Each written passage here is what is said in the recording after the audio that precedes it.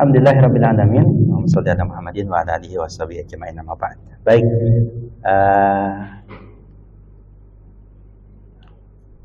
Hari ini saya berterima kasih pada panitia khususnya dari Kadin Kalimantan Timur yang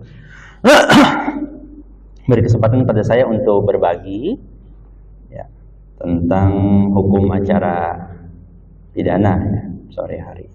Hukum acara pidana sudah tiga ini sesi ketiga kali ya, tiga kali saya sudah 2 kali ngisi materinya sih sama. Saya cari-cari filenya Pak Bayu, malah ketemu tadi Pak Bayu ngasih lihat. Nah ini file tahun lalu, nggak apa-apa, sama saja kita pakai. Oke, saya kenalan diri dulu. Nah itu CV saya, nama saya Muhammad Nurholis Al-Hadi.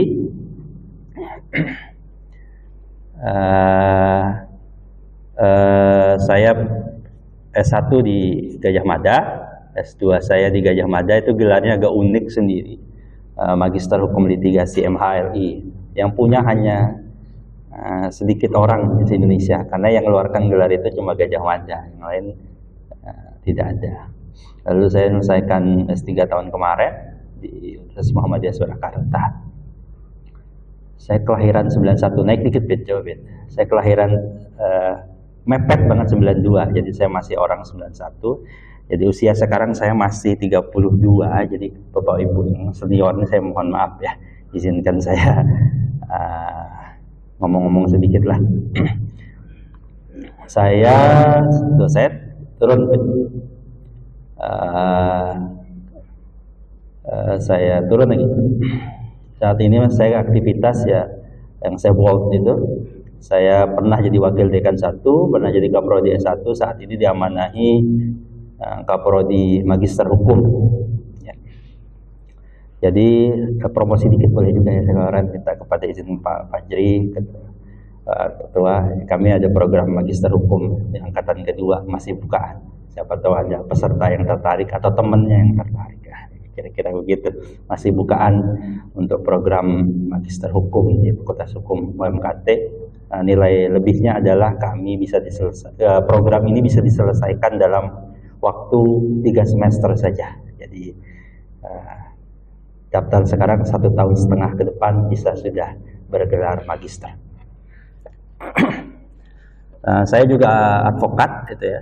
Jadi sudah 2017 berarti di tahun ke-7 ya, 7 tahun baru 7 tahun, mohon maaf, bukan sudah, baru 7 tahun jadi lawyer, baru 7 tahun juga jadi di tahun ke-8 jadi dosen.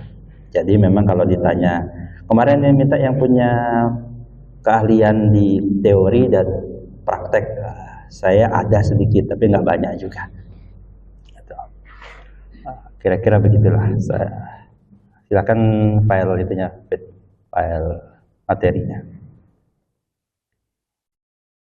Itulah kenalan saya. Saya rumah di Tenggarong, jadi kalau ada orang di Tenggarong di sini, ada? Nggak ada. Baik.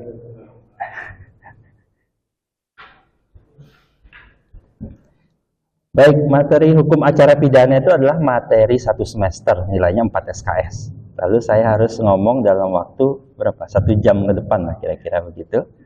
Jadi settingnya saya akan bicara bahwa yang di hadapan saya ini adalah orang yang sudah selesai dengan materi hukum acara pidana, minimal pernah menyelesaikannya. Lalu saya hanya bertugas mengingatkan saja, kan gitu ya. Beda sama kalau mahasiswa S1 kan saya akan mengajarkan mereka. Kalau di sini saya levelnya adalah mengingatkan kembali tentang materi. Tentu Bapak Ibu sekalian, rekan-rekan sekalian itu kan biasanya punya keahlian, bidangnya bidang ini masing-masing. Nah, terkadang terlupa di bidang yang memang tidak diminati, tidak jadi fokus. Saya dosen, ya saya kuliah S1, S2, S3 di bidang hukum tertentu yang saya tertarik, tapi di bidang-bidang hukum yang saya tidak tekuni ya saya tidak ngerti juga. Mungkin banyak lupanya, atau yang saya ingat ya waktu saya S1 dulu sudah banyak berubah. Kan gitu, sudah banyak berubah dengan perkembangan yang sekarang. Nah, saya tahunya aturan yang lama, ternyata sekarang perubahannya begitu cepat, yang muncul peraturan yang baru. Nah, kira-kira begitu, mengingatkan saja. Hukum acara pidana. Oke, yang nampak di layar itu adalah proses yang dijalani dalam hukum acara pidana dari awal sampai akhir. Sekali lagi saya akan hanya mengingatkan saja, kan ini sudah pernah semua. Jadi nanti kalau metodenya, kalau di tengah-tengah ada yang mau tanya, silakan tanya. Mungkin itu yang sedang lupa, atau dulu waktu kuliah ketiduran Pak pas bagian sesi itu, nah gitu. Nah, atau yang ingat, oh Pak ini ada masalah-masalah ininya. Gitu. Oh ya, saya beri gambaran begini juga. Saya sebagai dosen tentu berkewajiban akan bicara tentang teorinya. Tapi uniknya hukum itu antara teori sama praktek nanti ada sedikit dua hal yang kadang bertolak belakang, berbeda, dan itu menjadi wacana yang menarik untuk kita bahas. Ya. Kalau hanya bicara teorinya saja, itu nanti kita tentu akan gelagapan, kira-kira gitu, ketika menghadapi praktek di lapangan. Tapi kalau rekan-rekan itu hanya berbasis pada lapangan, jadi zaman dulu itu ada lawyer, bukan lawyer ya, orang-orang yang nongkrong di pengadilan, dia belajarnya itu dari melihat-melihat orang di pengadilan itu. Kalau orang kesehatan dulu ada namanya mantri, dokter bukan, perawat bukan, tapi nyuntik orang. Ya, kadang obatnya lebih manjur dibanding dikasih dokter, kira-kira begitu. Nah, dulu ada namanya tuh, ada yang misalnya pokol bambu, apalah istilah macam-macamnya. Dulu tuh termasuk, saya punya keluarga soalnya begitu. Dia ahli sekali bicara pasal begini-begini. Lulusan SMP aja dia Pak. Tapi tiap hari dia nongkrong di pengadilan puluhan tahun tuh dia tahu ini kasusnya ini kan prosesnya ini. Dia bikin surat kuasa bisa, ini bisa begitu-gitu. Nah, tapi yang dia ketahui itu ya semua yang berbasis di lapangan. Dia pernah cerita, saya tuh pernah berdebat sama Adnan Buyung, kan gitu. Jadi memang dari sisi pengalaman panjang dia, tapi dari sisi teori ada kelemahan pasti. Ada yang tidak update. Nanti saya akan cerita-cerita di tengah jalan. Saya pernah jadi ahli di satu pengadilan, lalu memang hakimnya tuh tidak tahu, seorang hakim itu. Ya kan, hakim dianggap tahu hukumnya, tapi dia tidak ngupdate tentang sesuatu itu.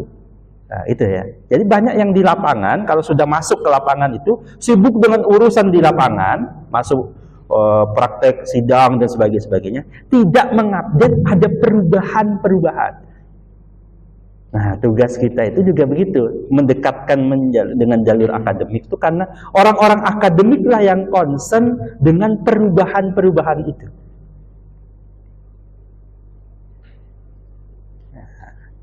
Gitu ya. Jadi perubahan-perubahan itu bisa jadi lebih yang jadi concern adalah teman-teman di dunia akademik. Kira-kira begitu.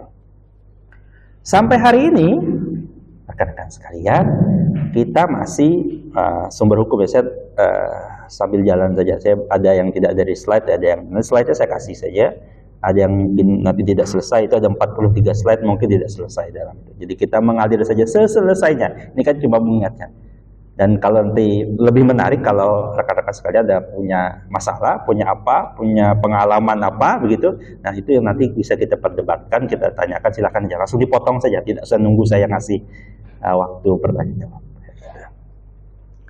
Sampai hari ini yang masih berlaku kan KUHAP ya.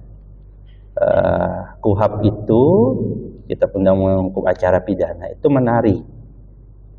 Jadi sebelum kita masuk ke dalam nanti saya ingin menggarisbawahi KUHAP dan pembahasan pada sore hari ini adalah pembahasan dari sudut pandang seorang lawyer. Ya, saya akan bicara tentang KUHAP tapi dari sudut pandang seorang lawyer, bukan sudut pandang seorang jaksa. Bukan sudut pandang seorang hakim, bukan sudut pandang seorang polisi. Karena itu penting. Entah nanti Bapak, kan sebenarnya ini pendidikan profesi advokat. Mungkin ada yang jadi advokat, ada yang malah tidak jadi advokat. Tapi yang saya bicarakan pada sore hari ini adalah sudut pandang seorang lawyer. Sudut pandang seorang advokat melihat proses hukum acara pidana yang berlaku di Indonesia. Nah, proses itu kan dimulai dari penyelidikan sampai tahap yang paling atas nanti tahap di Mahkamah Agung. perlu jadi penekanan pada tahap pertama ini adalah kita menekankan pada beda antara penyelidikan dengan penyidikan. Karena kalau Bapak Ibu sekalian lihat media, salah satu bedanya kita yang belajar beneran hukum sama yang belajarnya dari media, itu sering kebolak-balik masalah istilah, masalah proses dan sebagainya.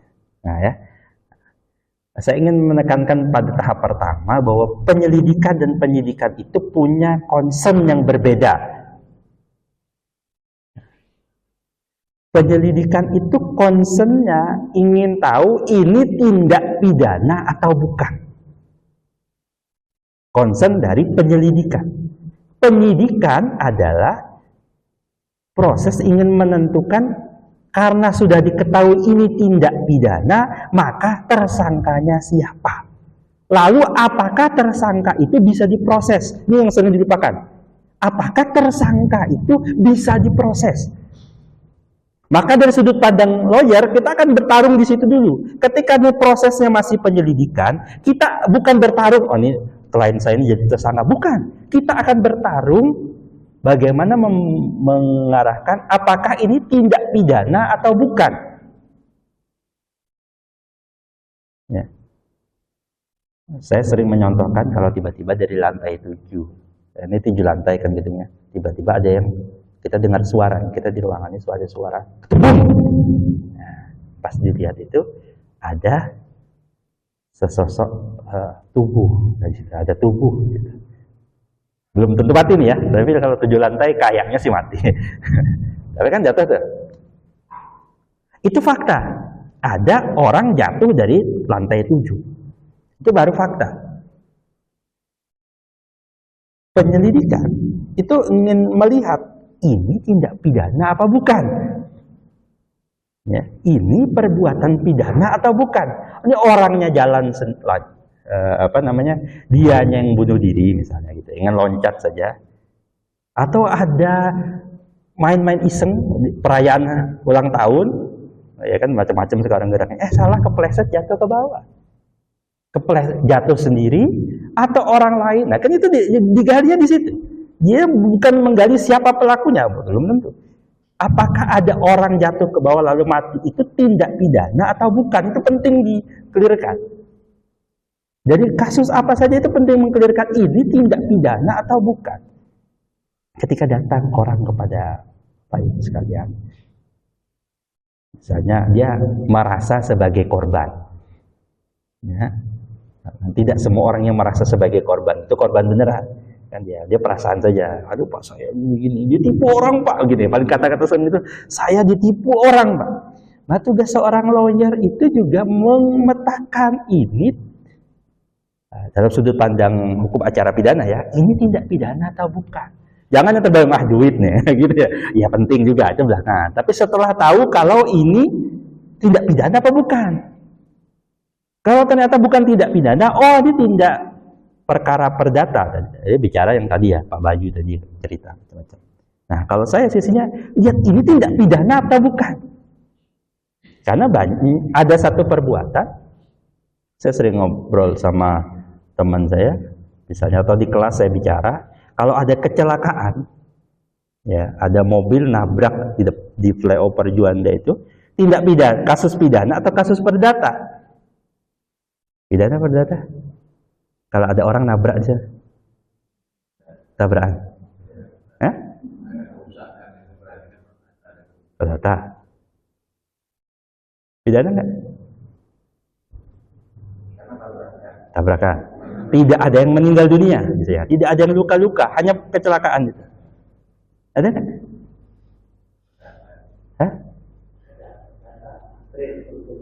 Ada kerugiannya. Perdata itu adalah perkara yang paling gampang. Maksudnya dia apa saja ada ruginya, ini ada perdatanya pasti. Nah, tugas kita misalnya dalam hukum acara pidana mengulik ada unsur pidananya apa tidak. Ya, kan gitu. Bisa jadi orang kadang menganggap perkara itu selesai dengan satu itu. Padahal bisa jadi ada sisi yang nabrak itu bawa kendaraannya, bawa surat-surat apa tidak. Nah gitu, dalam keadaan sadar atau dalam keadaan mabuk. Nah kan itu yang digali dari sudut pandang hukum acara pidana, menggali itunya, ya gitu ya. Kan belum tahu nih. Kalau perdata kan kita gampang ngeceknya. Jadi bisa jadi dari satu unsur itu ada unsur perdatanya, bisa jadi muncul juga unsur pidananya. Misalnya ada arisan, yang paling sering itu kan arisan ibu-ibu. Udah tahu arisan itu, kalau arisan yang ketemu saja, offline saja itu seringnya nombok, masih suka arisan online kan gitu. Saya nggak tahu kenapa. Tapi kejadian kan banyak begitu. Nah, unsur perdataannya ada, ya jelas. Ya, ada utang piutang di situ. Tapi nanti kita lihat ada nggak unsur pidananya. Kita perlu gali itu. Oh Pak, kita kan bukan polisi ya. Kalau yang datang kepada kita korban, yang perlu mengklasifikasikan pertama ya kita, lawyernya.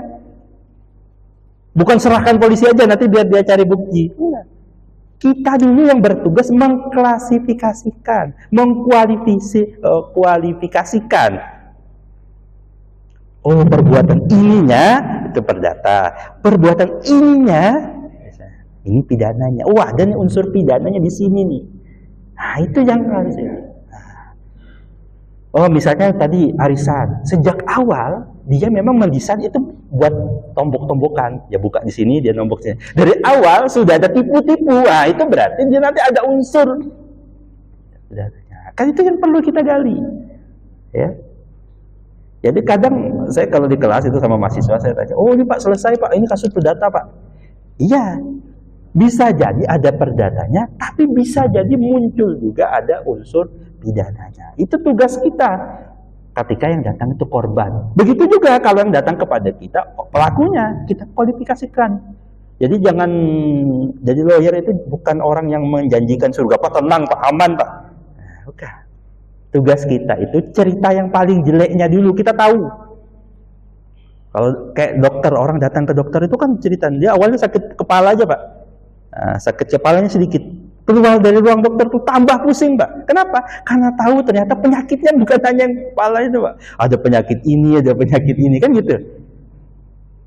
Oh jahat betul dokter ini, gitu kan. Banyak orang yang tidak mau periksa ke dokter karena gitu ya, karena makin diperiksa ke dokter makin tahu. Nah tugas lawyer itu kadang satu sisi begitu, kita harus lihat ini ada masalah apa saja. Kalau ke perusahaan misalnya, kalau sekarang itu ada namanya legal audit perusahaan, itu agar kita tahu dia ada masalah. Tujuannya bukan untuk mempermasalahkan. Tugas biasanya lawyer datang kepada kita, dia calon calon yang dianggap tersangka nih. Tugas kita memetakan begini agar klien kita tuh tahu dulu. Ini Pak, peluang Bapak begini. Agar tahu dulu.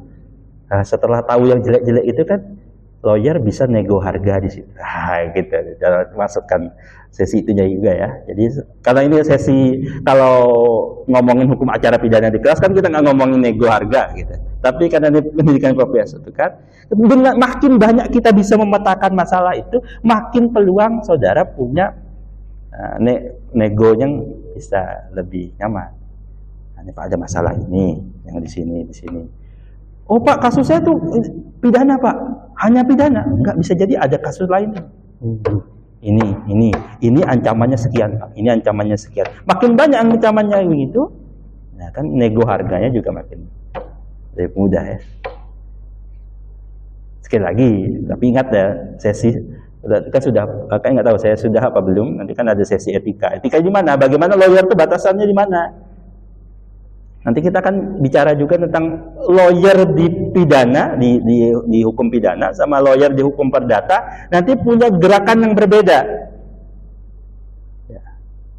Punya asas gerak yang berbeda, nanti ujungnya juga punya gerakan. Nanti kan cerita-cerita kebanyakan lawyer bagaimana cara dia, pengalaman yang pernah ada, yang pernah saya lihat, dia bergeraknya seperti apa. Gitu ya. Nah, jadi kita selesaikan di pertama ini tentang penyelidikan dan penyidikan. Penyelidikan bicara tentang apakah ada tindak pidana di sini. Polisi akan bergerak begitu. Maka sebelum polisi bergerak, kita juga penting untuk mengkualifikasi. Kejar-kejaran sama polisi. Kita lihat ini ada tindak pidana atau tidak. Ada berapa waktu yang lalu kejadian ada seorang ibu-ibu meninggal, jenazah seorang perempuan ditemukan di salah satu gudang apotek di Samarinda, kan gitu. Faktanya ada ditemukan itu. Saya nggak tahu perkembangan berikutnya jadi tidak pidana atau tidak tahu. Kan proses. Lawyernya kan bergerak. Menurut lawyer korban, dari sisi keluarga korban, ini ada tindak pidananya nih. Nah, gitu ya. Polisi juga bergerak di situ. Nah, tugas di proses penyelidikan ini melihat ada tindak pidana, tidak. Lalu memang nanti mengarah ketika ada tindak pidana, tersangkanya siapa? Selesai. Belum. Jangan dilupakan. Lawyer harus melihat yang ketiga, apakah orang ini bisa dimintai pertanggungjawaban atas pidananya. Apakah nanti ada unsur kesalahan dan unsur pertanggungjawaban. Nah, ini penting juga. Oh, Pak, itu teori apa lagi, Pak? Ini perlu yang kita ingat-ingat kembali teori-teori hukum pidana. Apakah orang itu punya unsur betul dia melawan hukum, atau jangan-jangan dia itu nanti ada alasan pembenar dan alasan pemaaf. Saya kasih contoh paling dekat, situ depan Fakultas Kedokteran. Pak dekannya itu pernah jadi tersangka, ya. Tahu? Fakultas Hukum Fakultas Kedokteran UMKT ini dekannya Pak Sopyan Hasdam. Pak Sopyan Hasdam itu waktu jadi wali kota pernah diperkarakan, ya, di PN Tipikor Samarinda. Dia kena tuh. Kena. Jadi waktu kasasi lepas.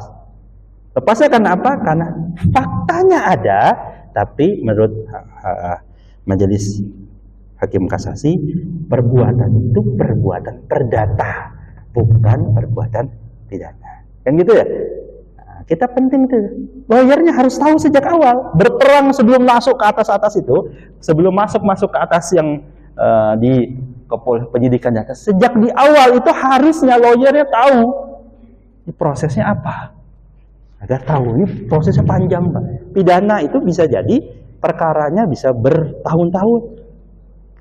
Nah, oleh karena itu salah satu tanda kesuksesannya adalah persiapannya dari awal apa tidak. Saya pernah nangani perkara itu, perkaranya tuh baru masuk ke saya setelah banding. Setelah bandingnya ditolak, baru dia kasasi minta ke saya. Saya sampaikan, Pak, ini agak berat.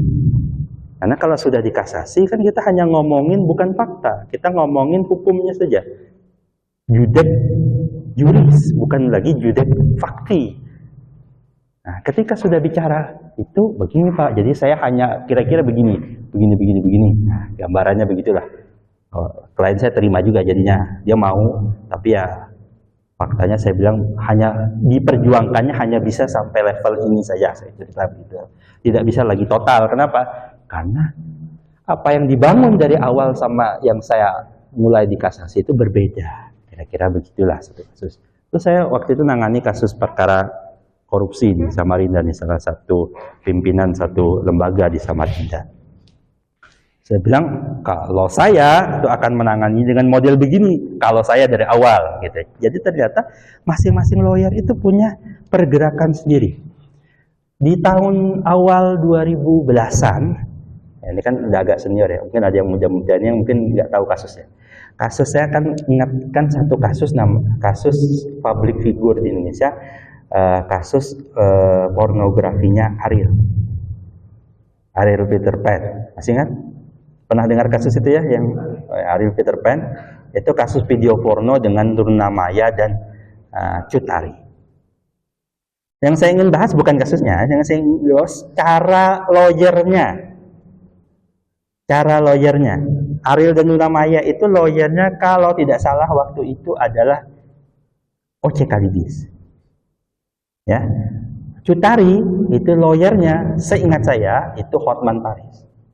Kasusnya kan sama ya, intinya Ariel tuh ada bikin video porno dengan Luna Maya dengan Cut Ari. Oke. Tapi model pembelaan lawyernya itu beda. Coba silahkan dibuka-buka lagi. Jadi tugas kita tuh melihat gimana gerak lawyer. Itu sama, kasus yang sama kan sebenarnya. Tapi Ariel dengan lawyernya sendiri, Cut Ari dengan lawyernya sendiri. Metodenya beda. Cek berita sampai hari ini, cek apa yang disampaikan sampai saat ini, versi Ariel dan Luna Maya, mereka tidak mengakui bahwa video itu video mereka. Cek, silahkan. Kenapa? Itu gaya lawyernya, bertahan tidak diakui. Jadi tidak mengakui, baik Ariel maupun Luna Maya, tidak mengakui bahwa video itu video buatan mereka. Ya, itu video mereka, tidak mengakui itu. Sebaliknya, kubu Cut Tari kan sama tuh. Pelakunya perbuatannya sama lah ya, bikin video lalu video porno lalu tersebar begitu.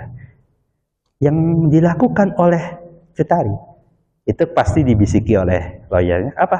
Mengaku. Cari. Cut Tari itu ngaku, itu video dia. Nah, dia menangis-nangis di depan media. Iya, ini. Saat itu dia masih punya suami tuh. Dia ngaku sedih dan sebagainya.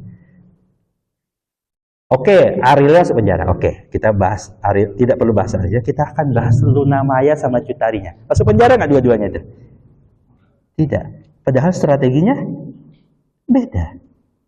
Potensi masuk bisa, tapi Luna Mayanya tidak kena, Cut Tarinya tidak kena juga. Ariel itu kenanya bukan pembuatan video itu, tapi karena dia cek di putusannya itu menyebarkannya.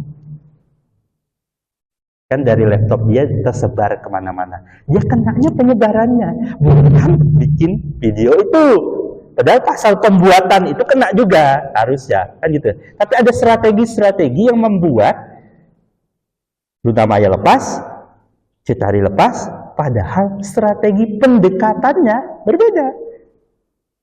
Itu kan dimulai dari pemahaman kasus ini seperti apa. Oh, kualifikasinya kira-kira begini. Lalu lawyer kubu satu mengatakan, nggak usah ngaku. Tersangka itu punya hak untuk bohong. Nah, itu yang nanti kita akan bahas juga. Saya akan singgung itu.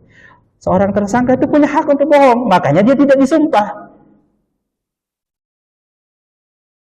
Lalu mau mengakui tidak mengakui itu pilihan yang digunakan strategi dari awal sampai akhir. Ya, jadi nanti silahkan menggunakan strategi waktu pilihan saja. Ya, saya untuk punya gaya sendiri. Mungkin lawyer-lawyer itu pilihan. Nah, kan bahwa bahkan untuk mengakui tidak mengakui itu pilihan juga. Pak lawyer berarti ngajarin bohong? Tidak. Nanti saya itu sufi ya. Saya itu seorang sufi, maksudnya suka film. Nah, ada beberapa film itu tentang lawyer. Dia bagus sekali. Dia pernah jadi Tom Hanks, salah satu, saya masih ingat tuh pemerannya Tom Hanks, saya lupa judulnya. Jadi dia itu menjadi pengacara di LBH karena nggak ada yang mau membela pelaku ini. Apa pelaku ini? Pelaku ini adalah mata-mata Rusia, orang yang dituduh sebagai mata-mata Rusia, ditangkap di Amerika. Atau mungkin sudah pernah nonton film itu apa tidak? Nah, nggak ada yang mau membela. Kenapa? Nanti media akan dibully. Ini kalau membela nanti dianggap dia adalah orang yang membantu mata-mata Rusia, tidak nasionalis. Nah, ini penting, Bapak Ibu sekalian. Jadi seorang lawyer harus punya posisi yang penting. Tugas kita itu adalah menegakkan keadilan, ya, bukan menutupi kebenaran, bukan untuk mengaburkan apa-apa. Tugas kita agar seorang yang dibawa ke pengadilan itu punya pendampingan, pemahaman, dan keadilan atas hukum yang benar. Yang kita bela hak hukumnya. Maka Tom Hanks waktu itu ngomong sama mata-mata Rusia, saya lawyermu, Anda berhak untuk begini. Saya akan membela saudara. Si klien itu, mata-mata Rusia itu bilang, kamu mau tahu kebenarannya apa tidak? Kata Tom Hanks, tidak. Saya tidak perlu tahu yang benar dari kamu. Ya, tapi saya hanya akan memetakan begini. Benar salah itu bisa jadi klien bohong, bisa jadi nanti kepada saudara itu bisa jadi kliennya bohong, bisa jadi. Tugas kita memetakan masalahnya saja. Petanya yang ada begini, maka kesimpulannya kan begini menurut saya. Ya gitu. Saudara, di calon-calon advokat, silahkan nanti berdialektika seperti itu. Kenapa? Karena nanti di lapangan banyak, Pak. Saya sering menangani itu, bahkan teman-teman lawyer juga banyak. Paling berat itu kalau kasus-kasus yang kalau enggak pembunuhan, asusila. Wah, lawyernya dibully juga sama misalnya keluarga korban. Wah, mulai malam bela orang begini-begini. Enggak ada yang mau jadi lawyernya. Padahal kan tugas kita bukan begitu. Di hadapan kita ini ada KUHAP. Bapak Ibu sekalian, KUHAP itu hadir sebagai undang-undang yang menarik. Kenapa? Ya. Jadi dengan ini saudara mungkin bisa diberikan satu filosofi tentang KUHAP. Jadi KUHAP itu hadir begini. Dulu penegakan hukum itu bertumpu pada bagaimana kebenarannya terungkap. Fokusnya itu. Efeknya tersangka kadang dibablas. Kalau nonton film India itu kan ya, dipukulin, di apa. Kalau di Konoha sini nggak tahu juga ada apa enggak. Klien saya sih sering aja, aku dipukul-pukulin. Nah, gitu. Ada begini, kan gitu. Ada proses-proses yang sangat memberatkan tersangka. Oleh itu hadir penegakan-penegakan HAM di dunia internasional. Lalu buahnya salah satunya KUHAP. KUHAP itu intinya ya, polisi, jaksa, para penegak hukum itu dibatasi. Kalian itu boleh menegakkan hukum tapi dibatasi. Begini, mau nangkap harus begini, mau menahan harus begini. Jadi dibatasi. Prosesnya itu membatasi. Sangat menguntungkan tersangka dan terdakwa. Undang-undang itu hadir begitu. Jadi memang dari awal hadir untuk menjaga orang ini kan belum salah, belum diketok salah, sehingga dia harus dijaga presumption of innocence. Praduga tidak bersalah. Tapi ini guru saya dulu masih mengingatkan betul, Prof. Edi itu dari Gajah Mada, dia mengingatkan betul. Presumption of innocence itu dihadirkan bukan untuk penegak hukum. Penegak hukum khususnya, terkhusus polisi, jaksa, itu tugasnya adalah presumption ya, praduga bersalah. Kalau dia yakin salah, baru dia proses. Sedangkan hakim dan advokat, dia bertugas presumption of innocence. Tugasnya memang beda. Makanya polisi itu bertugasnya bukan mengatakan praduga tak bersalah. Bukan, polisi itu memang tugasnya kamu yang salah. Yakin, mendugaan bahwa pelakunya ini. Presumption. Jadi jangan salah, polisi dan jaksa itu tidak terikat asas presumption of innocence. Yang terikat itu adalah paling utama adalah hakim. Seorang yang dihadirkan di hadapan hakim tidak boleh hakimnya punya praduga dulu, mencari-cari ide dulu, mencari cerita dulu ini bersalah apa tidak. Nah gitu. Presumption of innocence itu hadir hanya untuk itu, bukan kepada penegak hukum yang memproses, menangkap dan menuntut. Nah, ya gitu. Kira-kira gitu. Baru satu slide dari 43 slide. Nggak apa. Ngomong-ngomong aja. Nanti kalau ada yang mau dijeda mau apa silahkan. Next. Oke. Kalau di sini, ini saya ingin mengingatkan kembali aja proses yang ada di proses, terutama sebelum masuk ke pengadilan. Dari penyelidikan, bagaimana dia dari sini saya akan ngomongin antara praktek dan teori. Jadi dalam teori itu ada delik-delik yang sifatnya itu delik aduan atau delik biasa. Maksudnya bagaimana? Bahwa prosesnya itu akan berjalan kalau delik aduan, kalau orang-orang yang dilimitasi itu mengadukan. Ya, itu delik aduan. Hanya orang-orang itu. Kalau laporan itu bebas saja. Mau yang ngelapor korban, mau yang ngelapor tetangga, mau yang mengelapor itu orang lain dan sebagainya, itu bebas saja sebenarnya laporan di sini. Cuma pada praktek polisi itu bilang belum ada laporan masuk dari korbannya. Sering terjadi. Lebih-lebih ajaib lagi adalah laporannya dicabut.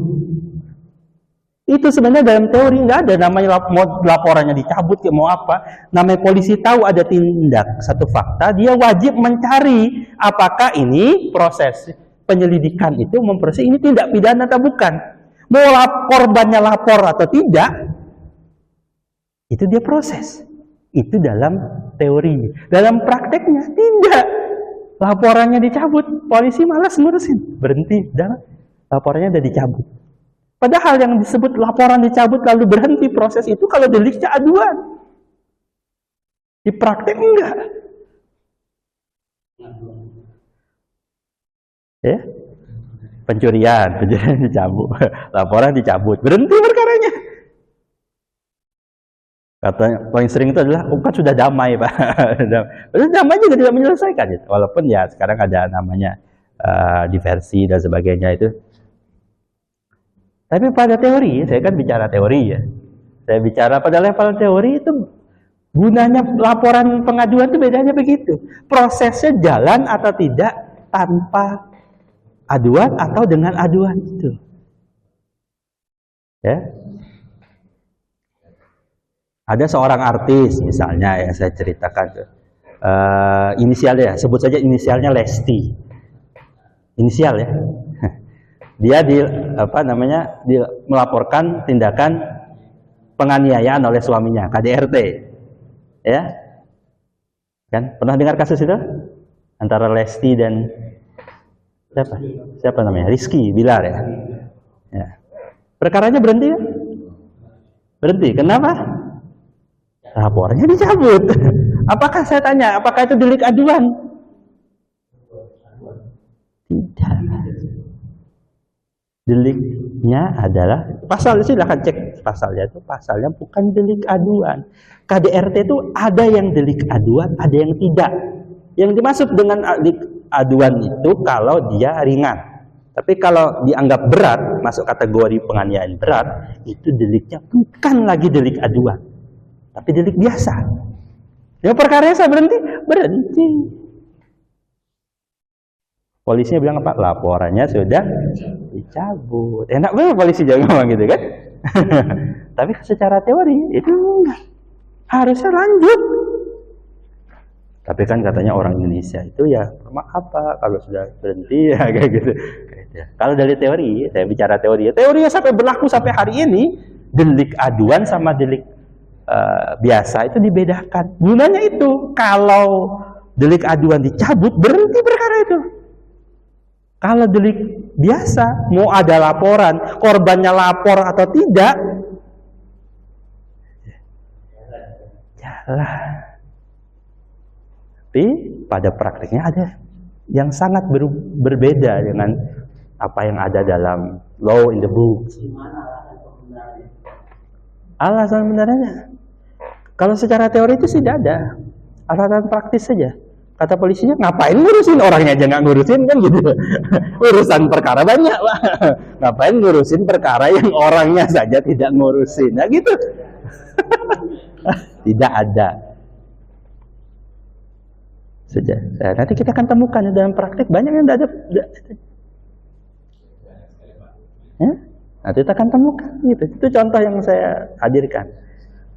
Nah, kalau orang yang hanya membahas tentang teori, dia akan berhenti di sana tadi. Delik aduan, ada delik biasa dan sebagainya. Nah, itu penting untuk kita cermati bagi yang nanti siap terjun ke lapangan. Kita juga akan memetakan, oh ini begini begitu. Soalnya saya pernah berdebat, enggak kok, teman saya itu berdebat, dia bilang, enggak kok, saya kemarin nangani begini bisa saya cabut berhenti perkara. Iya, saya bilang, itu kalau kita sedang ngomongin dunia praktik, begitu.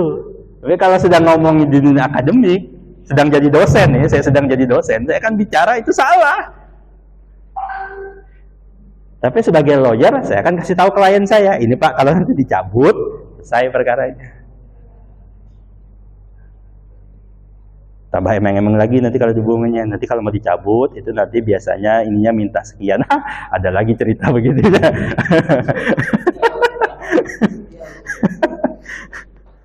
Ya, silakan. Pakai mic biar udah. Ini kembali kepada di tahap awal. Ya. Penentuan itu apakah itu menjadi pidana atau pidana di awal. Karena kalau melanggar sampai dengan tingkat penyidikan itu agak ribet. Dari awal ini ada sebuah kasus mungkin sebagai pilihannya. Ada kasus pidana yang terjadi di daerah Jawa. Seorang ibu mengambil atau mengukur sesuatu tumbuhan. Nilai nominalnya itu hanya sedang mungkin itu kan 100 rupiah juga nggak ingat bukan. Tapi kok tetap dipidanakan? Kenapa itu harus terjadi Pak? Padahal kalau dinilai nominal, tapi memang teorinya apabila menemukan keunikan bagi orang lain tetap dipidana. Tapi kan tidak layak Pak dinilai nominal itu. Itu pertanyaan saya Pak. Baik.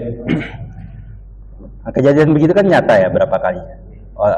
Walaupun nanti saat ini polisi ada perkap itu, saya lupa perkap atau apa, edaran di polisian itu bahwa perkara itu ada minimumnya, kan? Nah, ada minimumnya. Walaupun kita nanti berdebat juga. Jadi kesalahan itu kalau kurang dari minimum itu, kurang 1000, kurang 2000, enggak kena. Padahal kan mepet juga ya. Tapi itu kan hukum itu begitu. Jadi ada istilah dalam hukum itu ada gium namanya lex dura setamen scripta. Hukum itu kejam, namun begitu bunyinya. Jadi ada nama istilah namanya kriminalisasi. Saya akan ngomong kriminalisasi dalam ranah akademik, bukan ranah media. Kriminalisasi dalam ranah akademik adalah satu tindakan yang dulunya bukan tindak pidana berubah jadi tindak pidana dengan ada pengaturan. Contoh, saya ke 2013-14 itu ke Bali. Di Bali itu waktu itu ramai orang menjualan namanya mushroom. Nah, mushroom waktu itu. Nah, waktu saya di Bali itu masih legal. Waktu saya datang tahun 2014 awal lah itu.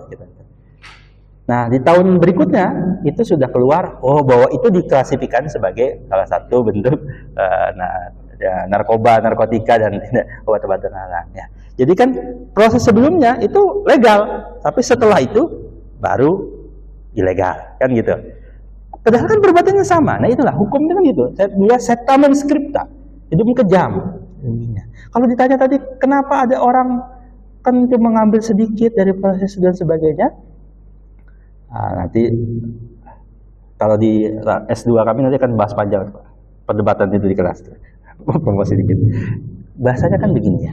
Hukum itu hadir salah satunya adalah mengedepankan salah satunya. Ya, yang saat ini sangat berlaku adalah yang mengutamakan namanya adalah poros kepastian hukum. Kepastian hukum itu bagus buat mengatur. Suatu yang jelas nih, ini apa? Ini jelas. Kita kan butuh kejelasan. Dunia sekarang itu apalagi butuh kejelasan. Tapi yang namanya kejelasan itu efek buruknya, efek sampingnya kayak tadi. Sesuatu yang kalau bisa dikualifikasikan sebagai tindak pidana, kena aja. Barang siapa mengambil barang milik orang lain, kan gitu. Cerita perbuatan itu kena. Tapi tujuan hukum itu ada 3. Tujuan hukum itu kan tadi kepastian hukum yang pertama. Yang kedua namanya keadilan. Nanti dari sisi keadilan kita akan tanya, adil?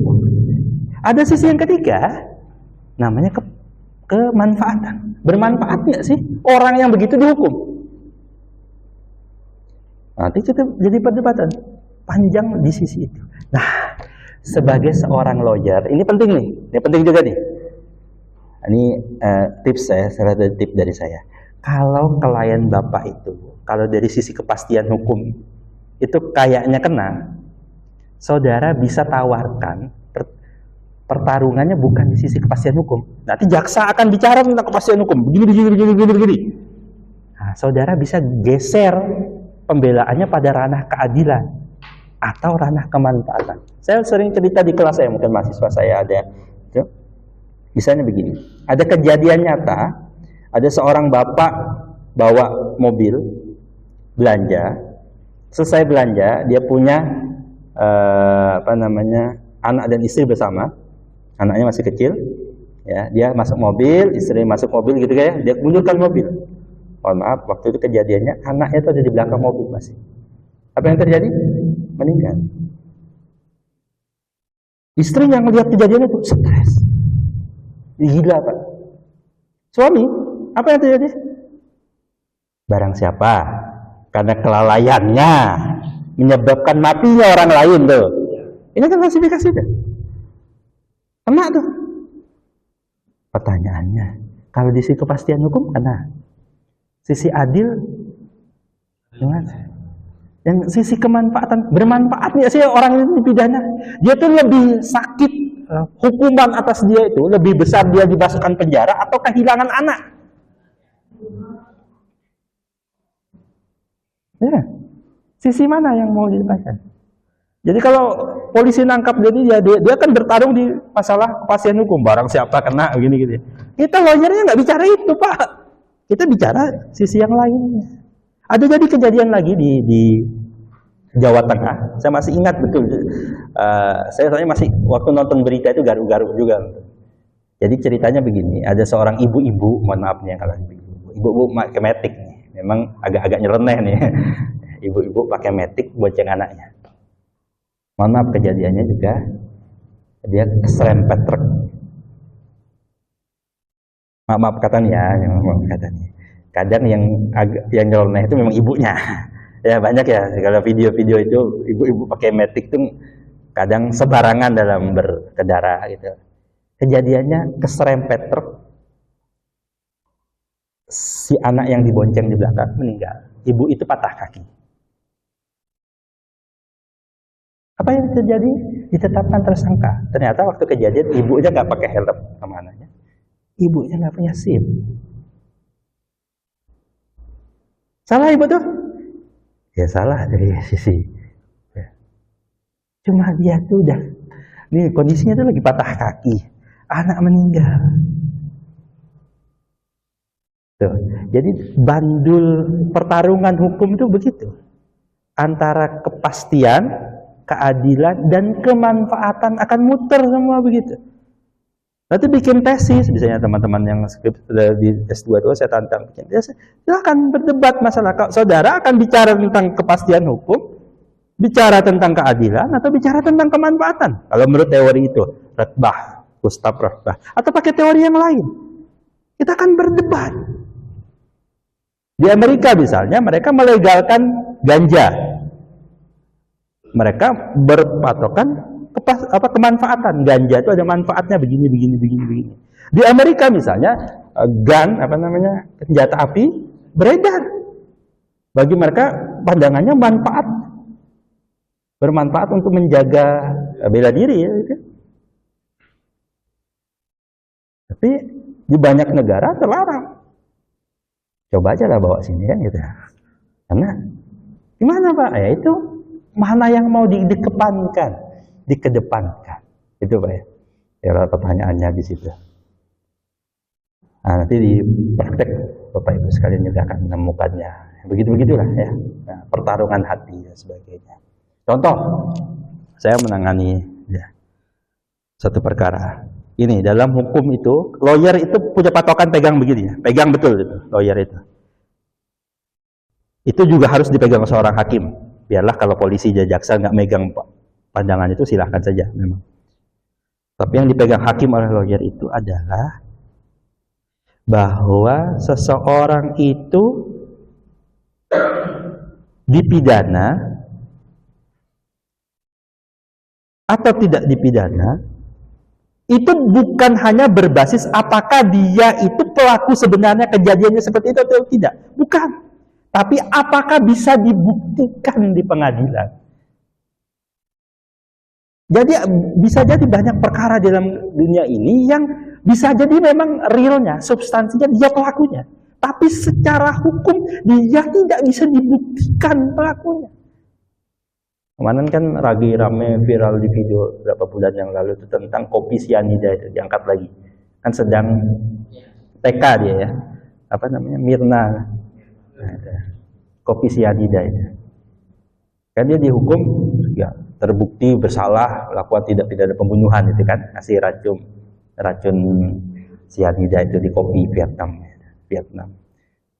Nah, yang sedang diungkapkan adalah sebenarnya peradilannya itu enggak valid. Kenapa? Tidak bisa dibuktikan apakah si orang itu, siapa nama pelakunya? Jessica itu pelakunya. Jadi bukan masalah apakah Jessica itu beneran pelakunya atau tidak. Yang jadi isu adalah peradilan ini tidak bisa sampai pada pembuktian yang terang benderang bahwa pelakunya itu. Nah itu yang kita pegang juga sebagai lawyer ya. Dipegang seorang hakim begitu juga harus ya. Nah, bisa jadi kelihatan yang ngarahnya itu pelakunya ini.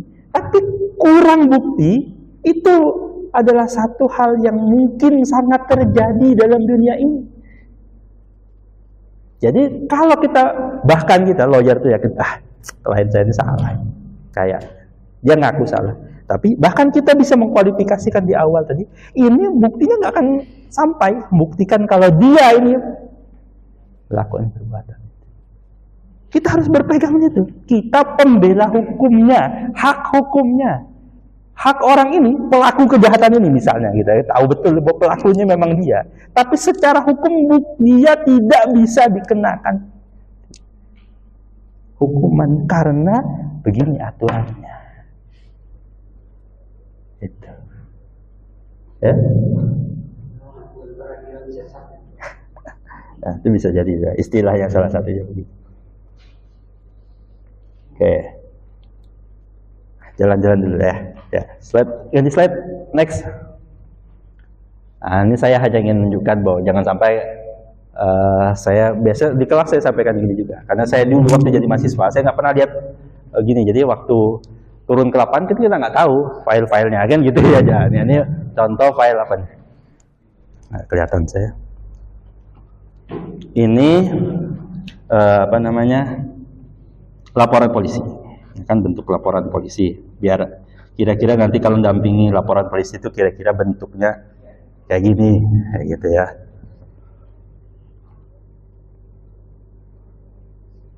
Oke. Ada kejadian. Ini kejadian. Nah, nanti kalau datang orang kepada Bapak, klien datang kepada Bapak. Itu ada pilihan. Yang melaporkan itu kliennya langsung, atau nanti yang melaporkan bisa lawyer ya. Karena tadi kan saya cerita dalam sejarah teori, laporan itu bisa siapa saja. Ya. Cuma saya sangat menyarankan yang melapor langsung untuk kliennya. Kenapa? Karena kan ada pasal yang mengatakan kalau laporan itu palsu, pelapornya bisa kena. Kalau yang melaporkan Bapak, Ibu sebagai lawyer, kena pasalnya balik ke Bapak. Tapi kalau klien yang ini, kliennya yang kena. Ada satu lawyer di Samarinda itu seingat saya ya, masuk penjara karena laporan palsu. Kliennya waktu ditanya, enggak, bukan saya yang lapor, lawyernya. Nah, masuk penjara orangnya. Kejadian nyata di Samarinda ini. Itu ya, jadi saya sisi itunya. Saya tidak komentar kasusnya ya, saya tidak komentar kasus orang itu. Cuma model ini contoh bahaya. Jadi laporan itu sebaiknya langsung pelapornya adalah korbannya atau orang. Walaupun kita dampingi. Nah, gitu. Next. Oke. Ada suara? Nggak ada. Dari situ? Nggak. Ada pertanyaan nggak? Dari Zoom? Nggak ada. Tadi terdengar suara. Tapi kalau ada pertanyaan silakan ya. Nah, ini saya perlu highlight ini. Ini namanya SPDP, Surat Pemberitahuan Dimulainya Penyidikan. Ini yang saya tadi mau cerita ya, bahwa sumber hukum kita itu kan undang-undang. Tapi ada satu sumber hukum kita yang agak unik, yang dia cepat sekali berubahnya, dan kadang di lapangan orang nggak tahu. Apa itu? Putusan Mahkamah Konstitusi. Hari ini nggak boleh, diputuskan nanti sore sama MK boleh, besoknya jadi boleh. Udah berubah tuh. Salah satu yang tidak banyak dibahas orang itu bisa ya, jadi SPDP itu sekarang jadi wajib diberikan, bukan hanya kalau dulu kan diberikan, ditujukan kepala kejaksaan, kepada kejaksaannya, laporan ke atas saja. Kalau sekarang itu wajib diberikan kepada pelapor dan yang terlapor. Putusan MK-nya mengatakan begitu. Kata MK wajib diberikan kepada terlapor sebagai bentuk buat tanda kalau ini sudah dimulai. Kepada terlapor agar dia siap nih loh, kamu sedang dilaporkan orang. Saya ini dan begini. MK mengatakan wajib. Coba pertanyaannya, konsekuensi kalau tidak dilakukan apa? Konsekuensinya apa kalau tidak dilakukan? Saya pernah dihadirkan sebagai ahli di sini. Saya punya patokan. Saya pertama ceritakan MK memutuskan itu. Hakimnya, mohon maaf, tidak tahu ternyata ada putusan MK terkait itu. Nah, gitu ya. Jadi hakim itu perkaranya wakeh banget, ya jaksa, polisi itu perkara yang lain. Bisa jadi mereka itu tidak update. Ya, putusannya udah agak lama itu. Tapi hakimnya yang saya waktu ngomong itu baru tahu hari itu. Hakim senior dia. Saya paham, Bu, kalau dunia praktek itu terkadang tidak ngupdate begini. Kenapa ya? Memang yang tahu segera menyebar begini kan dunia akademik. Ada baru langsung ada pembahasan, ada seminar, ada apa itu. Nah, lawyer itu penting juga. Bisa jadi mendahului para penegak hukum yang lain. Ya. Kita sebagai penegak hukum, sebagai lawyer itu harus bergerak mengupdate-nya lebih cepat. Saya waktu hadir, saya katakan dalam keterangan ahli saya katakan ya harusnya proses berikutnya batal demi hukum dong. Karena wajib penetapan tersangka dan sebagainya atas dari penyidikan itu karena ada proses yang cacat hukum. Logikanya, nih berarti kan kita logikanya, kok cuma masalah sepele? Ini, KUHP ini dari sudut pandang kepastian hukum, inti dari KUHP itu administratif. Ada administrasi yang tidak beres, batal itu. Nah, salah satu yang perlu dicermati oleh seorang lawyer, melihat proses administrasi. Saya pernah satu kejadian, saya nangani perkara, lawyer itu saya, sama tim saya, klien itu datang ke saya, ya. Tapi karena ternyata polisinya sudah kong kali kong, yang tanda tangan di BAP itu bukan kami. Lawyernya ditunjuk sama polisi itu. Kita protes sampai pengadilan, BAP-nya nggak sah itu. Kenapa? Tidak didampingi. Klien saya memang tidak didampingi. Kami melewati. Ternyata dia kata polisi didampingi kok. Didampingi siapa? Itu ada yang tanda tangan di situ. Tidak kan gitu. Kita bawa di depan majelis, bawa buktinya nih. BAP-nya kita cabut karena BAP-nya itu batal demi hukum. Nah, tanda tangan di situ bukan kami. Ada lawyer lain. Nah, gitu ya. Kalau saya selalu berpatokan bahwa proses KUHP itu menginginkan sesuatu yang dilakukan oleh tindak para penegak hukum, polisi dan jaksa itu harus administratif. Sampai nanti hakimnya, pernah kejadian dalam beberapa waktu yang lalu, hakim itu dalam putusannya tidak menyantumkan sesuatu. Nah gitu ya, pernah nanti akan cek ya. Jadi putusan itu diperbaiki. Kenapa? Karena salah. MK kemarin kan sempat ramai itu. Hakim MK kan, apa yang dia omongkan, dia bacakan di persidangan sama yang tertera dalam putusan itu beda. Ya kan bahaya tuh. Ternyata ini juga penting. Sering dilupakan kadang orang, jangan-jangan yang diomongkan waktu persidangan, dia bacakan itu, sampai nanti yang kita terima, itu bisa jadi beda. Nah itu penting itu. Yang saya yang mana? Yang dibacakan di persidangan. Bukan tulisan yang lembaran-lembaran itu. Nah gitu ya. Jadi saya pernah hadir di sini walaupun hakimnya nggak berani ya. Tapi saya berpatokan itu. Saya kemarin ada teman-teman nanya ke saya,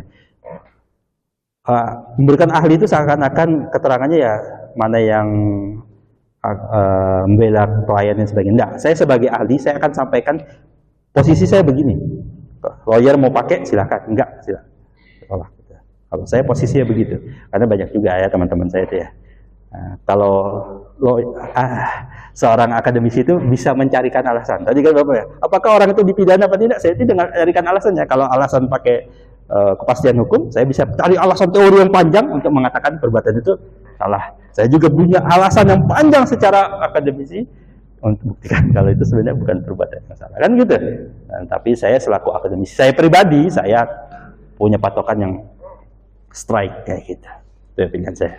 Ya, ini baru. Misalnya kayak gini, putusan-putusan MK itu banyak yang tidak terupdate sampai di lapangan. Apalagi mohon maaf, nah, kalau sudah ada yang polisi atau mohon maaf, polisi itu yang biasanya paling tidak update.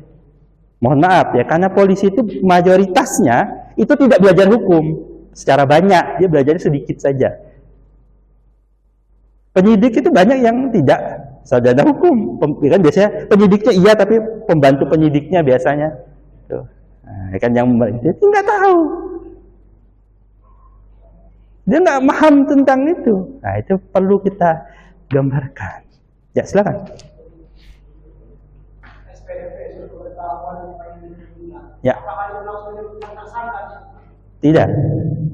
Kalau ada terlapor, ya kalau misalnya dia merujuk terlapornya jelas, ya dia namanya terlapor, bukan tersangka. Nah ini kan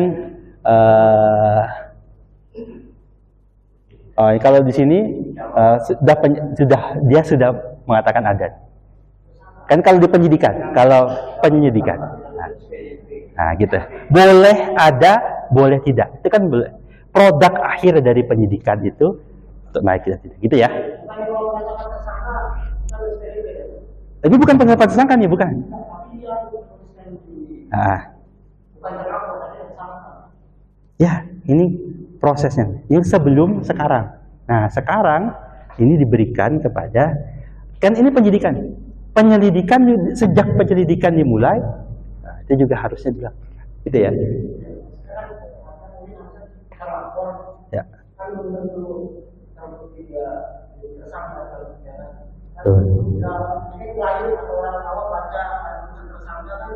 Kalau di sini itu berarti prosesnya calonnya begitu. Ini ya, saya hanya hadirkan file, bukan file saya ya. Nah, ini ya. Sekarang modelnya harusnya ini jadi penting. Kalau dulu ini tuh dokumentasi tidak disebar. Ini proses dokumennya antara polisi dan kejaksaan. Dulu dokumen ini. Nah, sekarang dokumen itu harus lebih rapi. Makanya penting sekarang tuh. Mohon maaf ya. Banyak polisi dan jaksa itu lalai melaksanakan pesuratan administratif ya. Nah, itu sebagai lawyer, itu tugasnya tadi saudara baca ini detail gitu. Itu penting. Jadi lawyer itu akan melihat dokumen ini sudah dijalankan apa tidak. Karena banyak di lapangan dokumennya itu disusulkan belakangan. Sampai hari H, contoh misalnya, sampai hari H persidangan dimulai, BAP itu belum diterima oleh pihak kuasa hukum. Banyak banget itu, biasanya nggak akan dikasih. Padahal seharusnya sebelum masuk persidangan udah dikasih. Tapi pada prakteknya di lapangan, nah gitu ya, banyak yang begitu. Kalau nggak, panjang banget urusannya kalau sampai nggak ada. Apalagi lawyer itu terkenal musuhan sama polisi. Ribet banget untuk dapat salinannya. Gitu ya. Jadi proses ini, file ini sekarang jadi penting. Kalau dulu surat ini nggak penting, administratif saja, orang nggak pernah lihat, yang lihat hanya dia. Sekarang diberikan juga kepada terlapornya, sejak terlapor itu, belum jadi tersangka, terlapor. Nah, itu dibuat, gitu ya. Nah, gitu. Jadi ini yang perlu kita cermati surat. Sekali lagi, kita lagi ngomong-ngomong ini, tiba-tiba MK memutuskan yang baru, itu bisa jadi, gitu ya. Jadi lawyer itu, yang saya soroti pertama, suka update lah putusan Mahkamah Konstitusi, ya. Karena tidak semua orang hukum itu ngupdate. Saya juga belum tahu dalam banyak hal yang lainnya. Saya biasa di grup-grup itu, apalagi kan sekarang ini saya contoh ya, saya ngajar itu menghukum pidana itu agak setengah hati kalau sekarang. Kenapa? Saya ajarkan hukum pidana yang berlaku saat ini, tapi tahun 2026 kan akan ganti hukum pidananya. KUHP-nya ganti. Saya ajarkan yang baru, yang berlaku saat ini kan masih itu. Saya ajarkan dua-duanya, habis jamnya Pak. Kan berubah lagi, berubah terus. Nah, orang hukum itu menarik karena terus berubah. Nah, gitu ya. Ini file tahun berapa ya? 2011, lama sekali. Oke, ini panggilan, memanggil. Nah, gitu ya. Oke. Next. Saya belum next.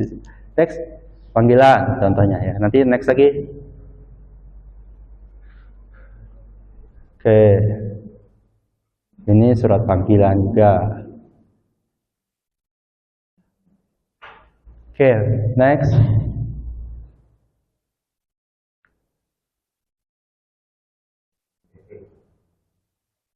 Oke, perintah penangkapan misalnya. Pernah kejadian, bukan saya ya, tapi rekan kantor saya pernah kejadian.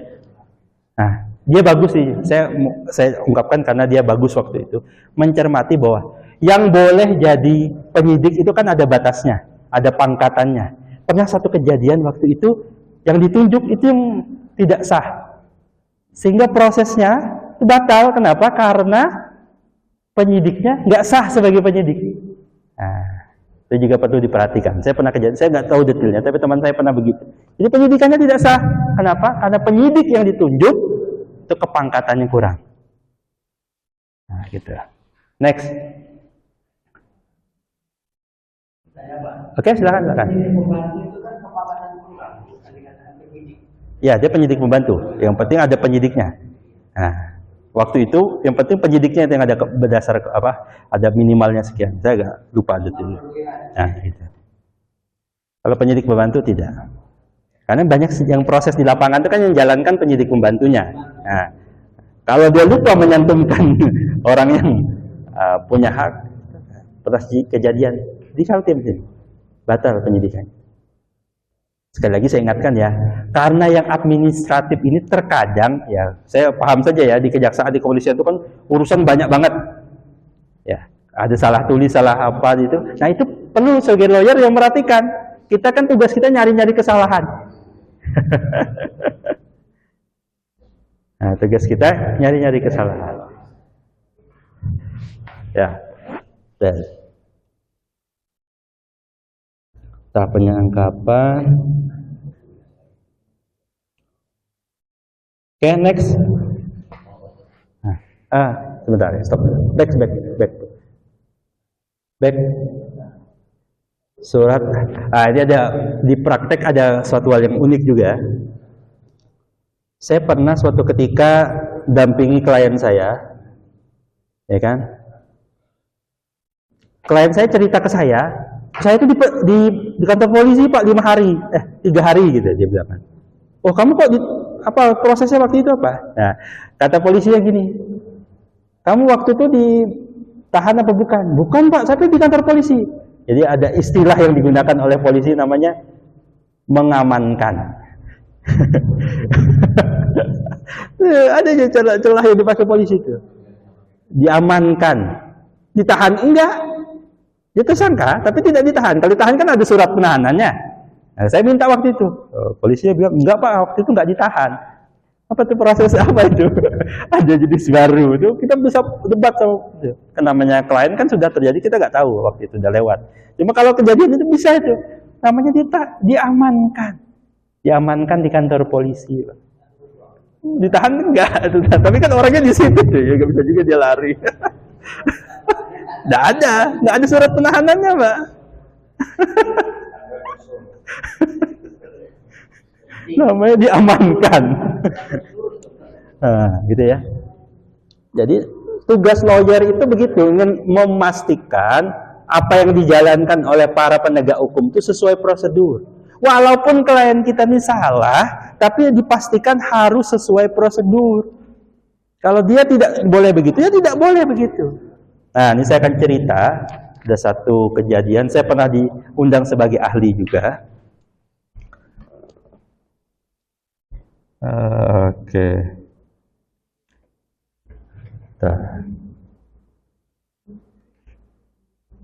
Oke, next.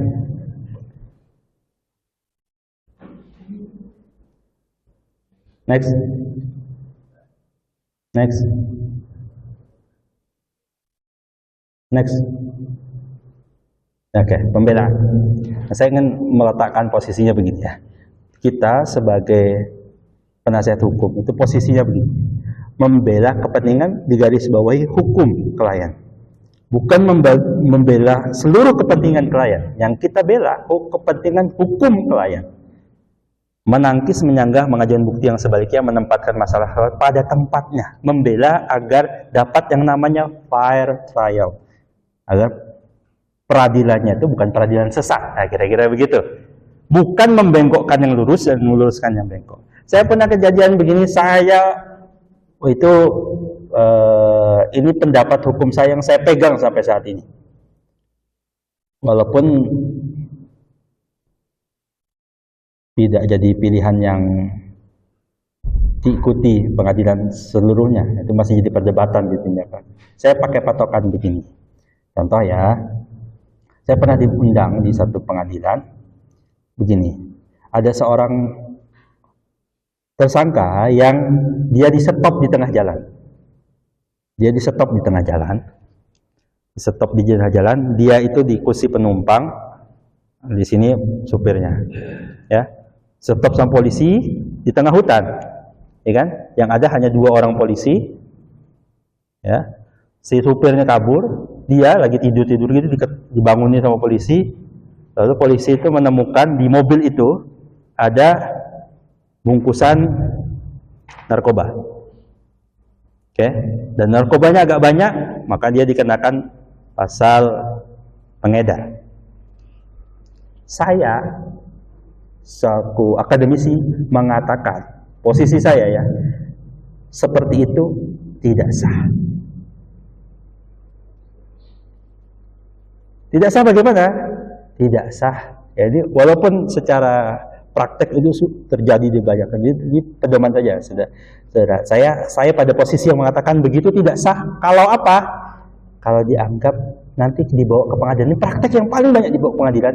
Yang dibawa ke pengadilan, saksinya siapa? Polisi 2 itu. Bagi saya ini namanya bukan fair trial. Bagaimana mungkin dia jadi saksi, dia juga yang nangkap, dia yang meriksa, dia nanti di pengadilan jadi saksi. Itu bukan fair trial. Di KUHP itu bicara tentang saksi, itu ada keterangan lebih jelas bahwa seseorang saksi itu dinilai oleh hakim keobjektivitasnya. Biasanya, Pak, polisinya baik nih Pak, polisi jujur. Saya nggak masalahin polisinya itu baik atau tidak, bukan. Dalam logika hukum tidak mungkin dia bisa bersaksi yang tidak memihak, sedangkan dia juga yang dulu menangkapnya. Saya berdebat panjang itu depan hakim. Hakimnya sih waktu itu manggut-manggut aja, tapi ternyata putusannya nggak diterima juga, nggak berani. Padahal ada satu putusan di satu tempat, ya. Ini kejadian banyak peradilan sesat itu kan, karena saya tidak mengatakan kejadian waktu itu pelakunya benar, enggak. Saya mengatakan karena banyak terjadi kejadian sesat itu, saksinya hanya polisinya mau main curang, mau main benar, kita nggak tahu. Tapi kalau menurut itu 2 alat bukti terpenuhi, alat buktinya terpenuhi. Tapi bagi saya yang begini namanya peradilan yang nggak fair. Yang namanya saksi yang bisa itu adalah saksi yang tidak memihak. Pak, kan dia disumpah Pak, nggak boleh bohong. Ya, itu tadi saya katakan konsepnya secara teori itu tidak masuk. Jadi kalau nanti silahkan temukan banyak kasus, terutama kasus narkoba, kasus apa ya, nangkap dia yang jadi saksi dia, ya, nggak ada saksi yang lain. Ini yang tadi saya katakan, bisa jadi perkara itu tidak bisa menghukum dia bukan karena bukan dia pelakunya. Bisa jadi memang dia pelakunya, tapi secara hukum, secara prosedur tidaklah bisa dibuktikan bahwa dia pelakunya. Contohnya kasus itu kejadian nyata yang pernah saya alami. Nah, ini jam berapa sih? Saya kalau ngomong terus aja sampai jam berapa? Panitia sampai jam berapa nih saya berhenti jam berapa ya? Mana panitianya? Ya. 20 menit lagi.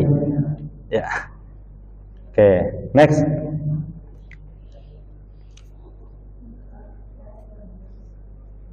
Ya. Maka yang tadi saya sampaikan di awal, saya akan bicara KUHP dari sudut pandang seorang lawyer. Apa saja yang bisa dilakukan gitu ya. Misalnya ya, maka kita akan melihat apa hak-hak dari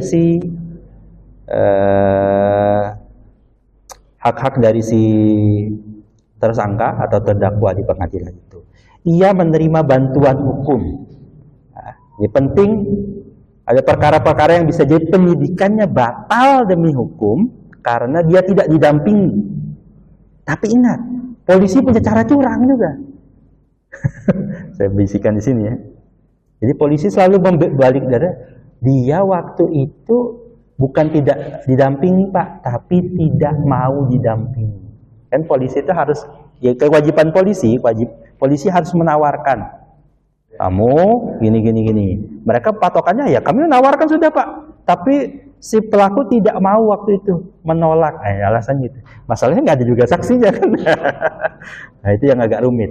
Padahal secara hukum, kalau dia tidak didampingi dan dia tidak tahu dan dia punya hak atas itu, prosesnya batal. Nah, itu jadi rumit ya. Kedua, majukan pra peradilan. Nanti kita bahas sedikit lah tentang pra peradilan ini. Lalu meminta turunan BAP-nya. Salinannya itu yang banyak, susah banget deh. Saya beberapa kali itu berat betul dikasih salinannya. Kenapa? Karena terkadang mereka tahu, sadar diri, polisi sama jaksanya ada cacatnya banyak di situ. Nah, gitu. Kita bertarung di situ. Lalu berkas perkara limpahan. Cuma masalahnya nih kadang begitu, ya. Apa namanya, klien yang dikasih tahu ya kliennya saja. Klien ngubungi kita kan lambat terkadang. Kita nggak tahu tuh prosesnya, nggak dikasih tahu. Mengajukan eksepsi, melakukan pemeriksaan saksi, saksi ada charge, termasuk mencabut BAP itu ada hak. Saya berapa kali itu klien saya mencabut BAP-nya. Kalau bahasa saya, BAP bukan hanya peradilan saja, di BAP itu sesat, banyak kesesatan di BAP. Dia ngaku Pak di situ, iya. Setelah digebukin, dia ngaku. Setelah digebuk, klien cerita ke saya begitu. Lalu polisi bilang, ini Pak ada CCTV-nya waktu pemeriksaan. Nggak ada tuh Pak penggebukan. Iya Pak, penggebukannya itu sebelum masuk CCTV itu. Cuma ada buktinya juga kan.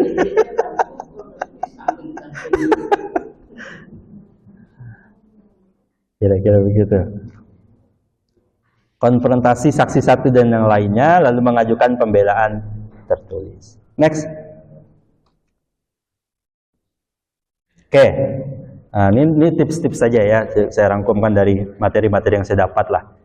Kalau kita datang kepada kita pelapor, ini korban lah, kira-kira gampangnya gitu. Kita identifikasi masalah, step-stepnya itu. Lalu kita tadi ketemukan unsur pidananya. Kalau ada, jangan diada-adakan. Ya, kalau memang bukan pidana, ya katakan bukan pidana.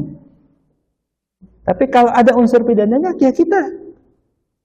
Jadi lawyer itu memang harus menguasai banyak hal.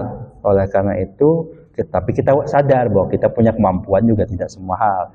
Oleh karena itu, saya selalu menyarankan lawyer-lawyer itu ada timnya. Nanti tim, kalau di tim saya itu ada yang ahli bidang ini, ahli bidang ini. Gitu. Kalau saya bagian ahli ngasih ke orang aja. Saya sejak jadi dosen itu jarang sekali di persidangan. Walaupun saya lawyer, saya itu jarang ke pengadilan. Tugas saya biasanya hanya jadi maklar. Ini buat teman saya yang ini buat ini, gitu aja sih. Tapi kita tahu. Saya pernah kejadian itu waktu itu saya diajari ada satu lembaga minta dibikinkan begini, minta legal audit beginilah, minta dibikin opini begini. Opini hukum. Ya udah kita terima, kita minta sekian juta, lalu kita kasihkan ke orang ahli, seorang dosen, Dia yang bikinkan, nah kita bagi sekian dari uang yang dihasilkan gitu aja. Jadi makelar aja. Jadi lawyer ini kan sekedar cari duit, Pak. Jadi jangan takut masalah itu sah, halal. Nah, kita makelarin. Nah, saya sebagai dosen banyak juga sering begitu kan, datang saya minta ini gitu. Saya tahu aja dia dapat duit sekian ke saya. Gitu kita fair saja. Ini pekerjaan yang halal jadi saudara bisa jadi lawyer itu seakan-akan palu gada, apa yang lu minta gua ada, iya. Tapi siap kita tahu akan mengarahkan kemana. Oh ini kita ini. Maka saya orang yang berpendapat jadi lawyer itu jangan main solo. Solo itu maksudnya semua digarap sendiri. Ada saya berapa teman yang kayak gitu. Mainnya sendiri dia. Nah, itu. Kalau dibagi-bagi nanti duitnya itu Pak habis. Kalau saya lebih memilih ya kita punya tim, kita bagi-bagi, kita punya teman kayak gitu. Tuh. Menentukan langkah-langkah hukumnya. Nah, ini ada saya tips sedikit ya. Kita menentukan unsur pidananya iya. Lalu langkah-langkah hukumnya itu jangan diceritakan 100% ke klien sebelum ada yang namanya nomor 4 itu, surat kuasanya. Karena ada klien-klien rada mohon maaf kurang ajar. Dia terima informasi konsultan kita macam-macam, nggak jadi namanya sama kita, tapi yang saran-saran kita kepake. Jadi jangan diberi dulu, jangan diberi resepnya dulu sebelum deal dulu. Nah, gitu ya. Lalu bukti saksi klien medin atau next. Lalu kalau sebagai pelapor itu kan ada juga. Oke. Baik dari masalahnya kita identifikasi, lalu panggilannya, penting dari melihat surat panggilannya pada level apa.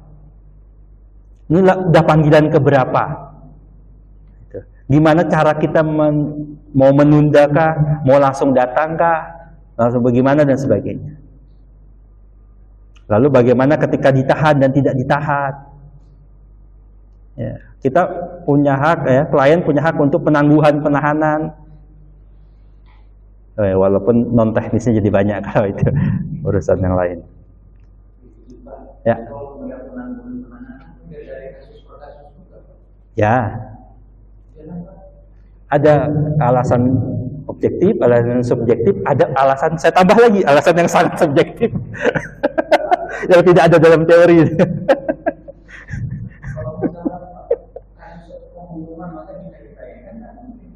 Bisa saja Pak.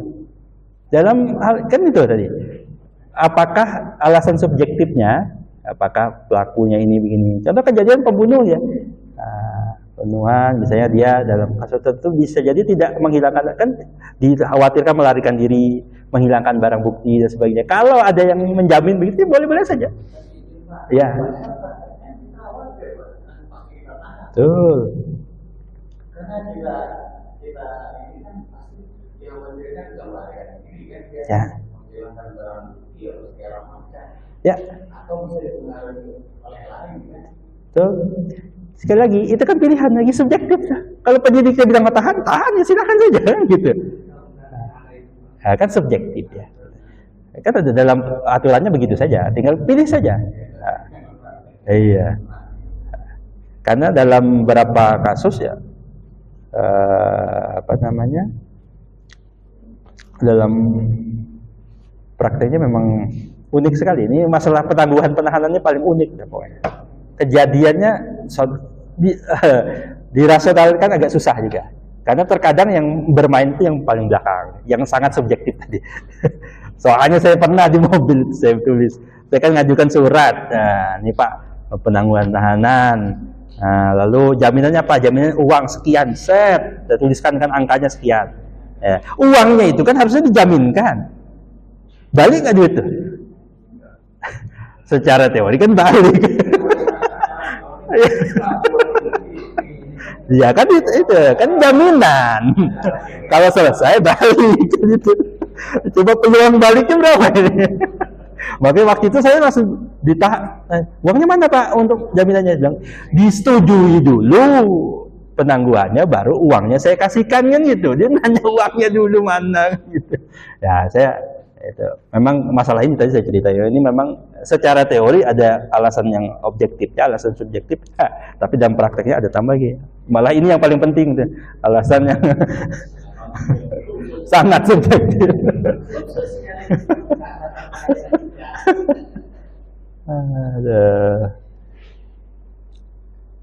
Allah Allah. Next coba.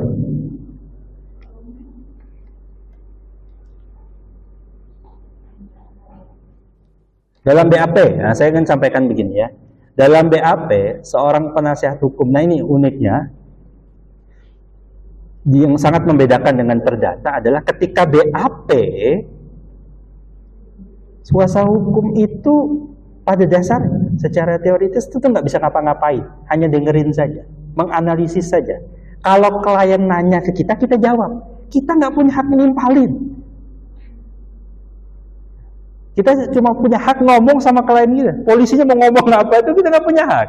Yang ngomong hak itu hanya sama klien kita. Apakah dijawab, apa tidak, apa kita beri saran saja. Memang agak sia-sia dia. Lagi pemeriksaan yang panjang sekali itu, berjam-jam. Tapi memang posisinya itu. Coba next deh. Saya ada waktunya terbatas. Nih. Next. Nah, ini kan yang yang penting hak tersangkanya, baik dia bagaimana cepat diperiksa, dia mengajukan saksi. Ini jadi sesi yang di sini. Ini saya sering debat panjang sama sipir. Nah, ini. Ya. Pada dasarnya secara teoritis di KUHP berbicara bertemu setiap saat dengan PH itu haknya tersangka. Tapi kalau kita di tahanan atau dia dititipkan di lapas atau di rutan, kapan kita bisa ketemu? Jam besuk. Itu patokannya sipir. Padahal kita patokannya ini ke lawyer. Di KUHP kapan saja. Nah itu panjang sekali lah pokoknya. Saya pernah debat panjang sama teman saya sipir. Begini ya, antara ketertiban sama aturan. Keadilannya dia berhak kapan saja. Tapi kan kita ketemunya susah banget itu. Bukan jam besuk Pak, begitu lah. Kalau lawyernya harus ketemu di jam besuk, itu panjang urusannya. Lawyernya memang kerjanya itu doang. Kan susah ya. Nah ini jadi sering terjadi nih. Ya. Lalu bantuan hukum, surat pajak cukup cepat bisa. Next. Ya, silakan. Ya. Habis. Oke dah. Karena sudah habis ya, saya tadi sampaikan ya, ini slide-nya banyak. Ya. Enggak apa-apa. Saya tidak ikut sih. Flow saja ini. Oke. Berapa tambahan? Saya kasih tambahan berapa? Oh, Bapak. Oke, sebentar ya. Saya sedikit-sedikit aja, loncat-loncat saja. Next.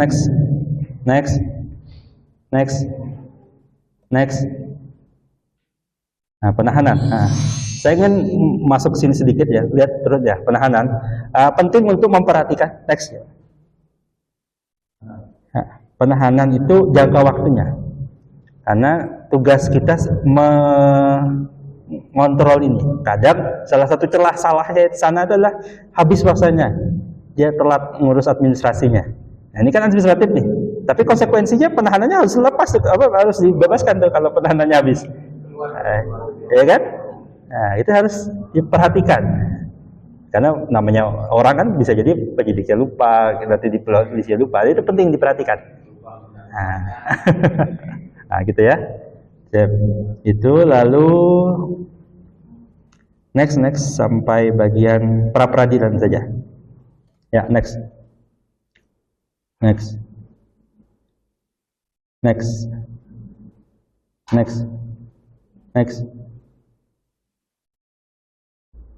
next saja. Next. Nah, ini kan putusan MK ya. Yang sempat ramai tentang Hakim Sarbin itu. Ini kan kasus Budi Gunawan. Sejak itu ada perubahan yang sangat drastis. Dulu pra peradilan itu nggak dilirik lah, jarang sekali orang melakukan peradilan. Sekarang hampir semua lawyer itu kalau dapat klien ditawarkan itu, kan lumayan tuh ya. Ini dari sudut pandang dapat duit. Ya kan nambah nih pada urusan perkara pertama nih, kita prosesnya ada ini. Nah, ini dulu ini salah satu syaratnya mendapatkan uang dari sini. Dan ini apa namanya bisa jadi sangat berguna. Dosen saya Prof Edi ya, mantan Wamen itu kan menang para peradilan kemarin, kan? Tidak tersangka. Walaupun nanti bisa tersangka lagi walau ya, tapi itu urusan yang lain. Tapi kan ini senjata yang ditembakkan kalau klien datang kepada kita sebagai seorang terlapor, tersangka atau gitu ya, itu penting untuk menganalisis peluang ini, peluang pra peradilan, penetapan tersangka. Kejadian waktu Budi Gunawan ini kan KPK itu nggak rapi bikin, saya bilang bukan tidak ada, tapi nggak rapi bikin bukti-buktinya. Ternyata gitu ya. KPK saja begitu, apalagi di bawah tuh. Banyak polisi-polisi itu nggak rapi bikinnya. Hajar aja dulu. Itu yang pertama. Yang kedua, ini agar kita tuh ngintip sebenarnya penyidik itu, polisinya itu, jaksanya itu, KPK-nya itu punya bukti apa sih? Agar kita punya kesiapan untuk ngelawannya. Jadi tujuan pra peradilan ini dua sebenarnya dari sudut pandang kita ya. Tiga. Tujuan pertama dapat duit ya. Ya betul aja kan ya. Nah, tujuan kedua itu bisa jadi peluang untuk mencari-cari kesalahannya si penyidik. Ya, namanya manusia tadi ya. Penyidik ada aja salahnya, hilapnya. KPK itu yang kita anggap waktu itu rapi dan itu ada nggak rapi. Kasusnya kan bebas. Bebasnya itu karena dia tidak rapi. Menunjukkan kepada di proses pra peradilan. Termasuk yang kasus Prof Edi kemarin itu.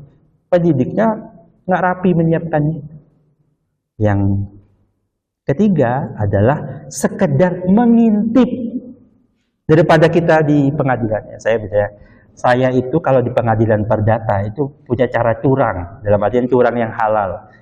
Curang yang halal itu gimana? Kan kalau di pengadilan itu perdata, kalau perdata ya contohnya, ini saya contohkan saja kalau pidana. Cuma ada teknik-teknik begitu. Di perdata itu kan bukti pertama surat, ya prosesnya kita tunjukkan surat. Yang kedua saksi, ya. Nanti di ujung boleh lagi dikasih bukti surat sebagai bukti tambahan, diberi kesempatan. Saya biasanya menyimpan senjata-senjata saya beberapa itu saya simpan untuk diajukan di bukti tambahan. Agar apa? Agar sana sudah nggak bisa bantah lagi. Kalau bukti tambahan kan nggak ada proses dia menganalisis dan sebagainya. Itu senjata saya simpankan terakhir. Dia kelabakan lawan. Oh, kok ternyata ada bukti ini kayak gitu kan gitu. Nah, kan itu. Nah, kita juga kalau dalam pidana kita punya itu. Kita ingin tahu jaksanya itu punya senjata apa? Polisinya itu punya senjata apa? Nah, itu kan kadang kita tidak tahu tuh, tidak tahu detailnya. Nah, cara kita mengintip buktinya itu di sini.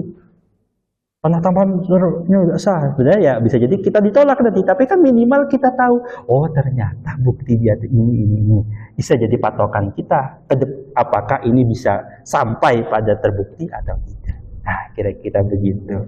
Nah, itu pra peradilan dari sudut pandang. Yang terakhirnya lain ini mungkin saya bisa share saja, saya cukupkan saja karena sudah sore. Saya tadi mohon maaf ya, seharusnya saya 3:30, tapi karena saya tadi saya minta sholat asar dulu baru dilanjutkan forumnya. Monggo kalau ada yang masih mau ditanyakan, sekali lagi saya mohon maaf, di highlight saja ya, meng-highlight saja, dan Bapak Ibu sekalian sudah menguasai ini. Saya ingin meng-highlight dan menggarisbawahi beberapa hal yang menurut saya penting untuk didiskusikan. Demikian dari saya, mungkin kalau ada pertanyaan silakan. Kalau nggak ada kita selesaikan. Ada nih dari Zoom. Ya, monggo. Terima kasih Pak. Assalamualaikum. Waalaikumsalam. Ini terkait dengan materi terakhir tentang pra peradilan. Ya. Tadi sebagaimana sudah menjelaskan, kita sudah pahami bahwa pra peradilan yang diatur oleh peradilan umum, peradilan dari perkara pembunuhan. Ya, kami ingin sedikit penjelasan bila ada pengetahuan bagi kami ke depan, yakni terkait dengan dikalahkannya Budi Gunawan dalam kasus dan dimenangkannya peradilan oleh Budi Gunawan. Ya, kami ini penjelasan Bapak upaya hukum apa lagi yang akan ditempuh oleh KPK dalam ini sebetulnya jadi terima kasih. Oke. Baik, saya jawab ya. Tadi saya nangkapnya kalau saya agak tadi suaranya agak itu ya, agak jenggung, nggak terlalu dengar. Saya dapatnya kalau tadi Budi Gunawan itu kan menang dia, terus KPK-nya bisa ngapain? Sama kayak kalau kasus itu, KPK-nya bisa ngapain? Ya tetapkan tersangka lagi. Uniknya di kita tidak ada batasan yang disebut nebis in idem itu sampai putusan. Selama belum putusan, tetapkan tersangka lagi. Sama di Indonesia itu tidak ada batasan berapa tahun orang itu jadi tersangka. Yang ada batasannya kan daluarsa proses daluarsanya penuntutannya. Ya, tidak pidananya. Tapi orangnya itu ditetapkan tersangka berapa lama nggak ada batasannya. Dosen saya, Prof. Denny Indrayana itu sampai hari ini tersangka statusnya. Karena nggak dicabut-cabutin sama jadi kasusnya apa di kejaksaan. Satu-satu tersangka gitu. Jadi orang kalau ini kasus misalnya yang terdekat kemarin Prof Edi itu, Wamen, dia kan di pra-peradilan menang, ya tidak, jadi lepas bukan lagi tersangka. Besok KPK nggak tersangka ya boleh aja, bebas aja. Pra-peradilan lagi, lawyernya senang aja lawyernya kan, dapat duit lagi. Nah, ya silakan. Pak, kami sambung lagi, Pak. Ya. Yang kami maksudkan dalam hal ini upaya hukum apa ada beberapa peradilan yang bisa dilakukan oleh KPK sebagai pihak yang dikalahkan dalam perkara peradilan. Kalau satu kami tidak terlalu mulai ke sana, jadi misalnya kalau seperti satu bahwa setelah dijawab oleh dari itu jelaskan, jadi kan dia menang dalam peradilan menjelaskan kasus dalam peradilan. Ada ulama karena dalam kasus dalam hal dia berbeda. Itulah ya kami katakan ini upaya awal ini yang bisa dilakukan oleh KPK karena dia dikalahkan oleh peradilan di awal. Makanya sama dengan dia bisa dibahas. Ya.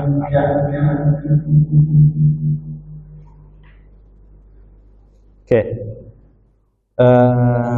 saya tadi agak susah menangkapnya, ya, jadi sorry, suaranya memang ada. Kalau bisa dituliskan mungkin lebih detail ya. Cuma saya tadi menangkapnya, kalau ditanya KPK-nya bisa apa, gitu. Ya tadi dia menetapkan kan netral.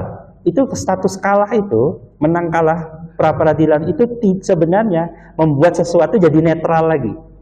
Mulai dari nol lagi kalau kata Pertamina di SPBU kan, dari nol lagi. Ya, tidak menutup kepada penyidik untuk membuka kasus yang sama. Oh kemarin kurang menurut majelis hakim, alat buktinya kurang. Itu nggak tambahin buktinya, dilengkapi tersangka lagi, bebas. Gitu aja. Jadi memang ranahnya bukan dia proses kalau kayak itu kan ada banding itu, bukan.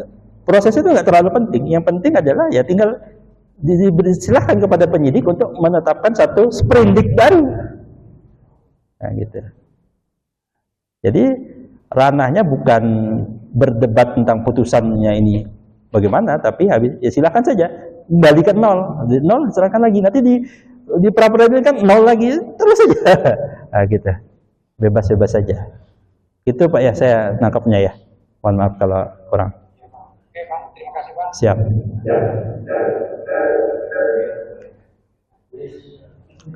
Habis? Tidak lagi? Ya, udah sore sekali ya, sudah dari pagi. Sisa-sisa tenaga nih memang.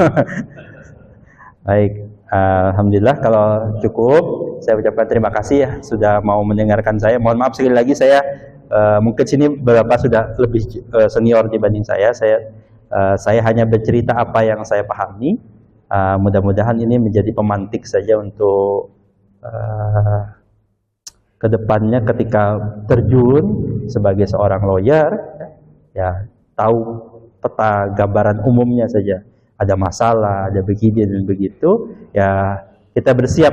Sekali lagi pesan yang ingin saya garis bawahi betul adalah tetaplah terhubung dengan dunia akademik. Ya, kalau lawyer-lawyer di Jakarta itu mereka bahkan langganan di perusahaan yang besar-besar itu mereka langganan Pak, langganan sama aplikasi-aplikasi tertentu. Ada kayak hukum online, hukum apa gitu ya. Saya tidak iklan ya. Dia langganan ke situ kan, nah mereka setiap bulan itu akan ngasih updatean. Ada peraturan menteri baru, ada apa gitu, jadi ngupdate terus, dikasih updatean, ada ini loh, ada ini baru gitu ya. Terutama di dunia bisnis perubahannya cepat banget perubahannya itu. Sehingga penting untuk terus mengupdate itu, mengupdate satu itu. Jangan sampai kita udah merasa oh kita sudah paham kok, saya sudah punya pengalaman panjang Pak. Iya pengalaman satu sisi iya, tapi aturan-aturan yang baru ini loh. Nah, yang berkembang di dunia hukum ini kan sangat cepat. Nah, itu penting untuk dekat. Salah satu yang bikin dekat itu adalah dunia-dunia akademik. Ya. Promosi terakhir, siapa tahu ada yang mau lanjut S2 di FH UMKT. Terima kasih dari saya. Mohon maaf kalau ada yang salah dan kekurangannya. Billahi taufiq wal hidayah. Wassalamualaikum warahmatullahi wabarakatuh.